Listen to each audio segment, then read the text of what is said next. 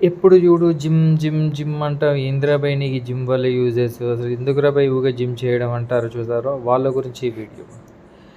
Day 6 of road to sale. నిజానికి gym వల్ల uses ఏంటి అంటే చాలా ఉన్నాయి. నేను జిమ్ స్టార్ట్ చేసినప్పుడు నాకు అసలు ఏమైనా ఏ విషయంగా ఏది తెలిసేది కాదు. అసలు ఎలా తినాలి, ఎలా వర్కౌట్ చేయాలి, కానీ ఏమీ తెలియదు. బట్ బ్లైండ్గా జిమ్కి అయితే వెళ్ళిపోయాను. కనిపించే రాడాలు ఎత్తేవాడిని, ఆ ముందట లీడ్ చేస్తారో వాళ్ళని చూసి కాపీ కొట్టేవాడిని, ఏదైనా. బట్ కొన్ని రోజుల వరకు అయితే ఆ విధంగానే చేస్తూ నేను జిమ్ని అయితే అలా విధంగానే చేసుకుంటూ వెళ్ళాను. కానీ సర్టన్ టైం వచ్చిన తర్వాత నాలో కొంచెం చేంజెస్ వచ్చాయి. ఇది ఇలా కాదు, ఇలా చేయాలనే ఐడియా వచ్చింది. అండ్ నా పక్కకున్న వాళ్ళతోటి సీనియర్ల దగ్గర మాట్లాడి నేర్చుకొని ఏ విధంగా చేయాలి, డైట్ అంటే ఏంటి, వర్కౌట్స్ అంటే ఏంటి, ఇవన్నీ ఒక విధంగా నేను తెలుసుకున్నాను.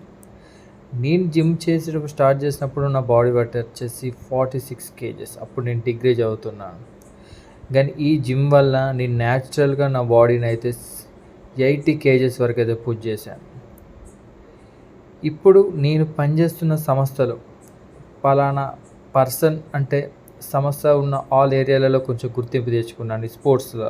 ఎందుకంటే నేను ఈ జిమ్ వల్ల, body building and weight lifting ఈ గేమ్స్ వల్ల నేను మా సంస్థలో మొత్తానికైతే నా పేరు అనేది కొద్దిగా గుర్తింపు తెచ్చుకున్నాను. అది ఓన్లీ ఈ జిమ్ వల్లనే. అండ్ మా సంస్థ హెడ్తో కూడా సన్మానం లాంటి ప్రోగ్రామ్స్ కూడా నాకు జరిగాయి. అది కూడా ఓన్లీ ఈ జిమ్ వల్ల. అందుకే జిమ్ వల్ల ఎప్పుడు లాభమే ఉంటుంది కానీ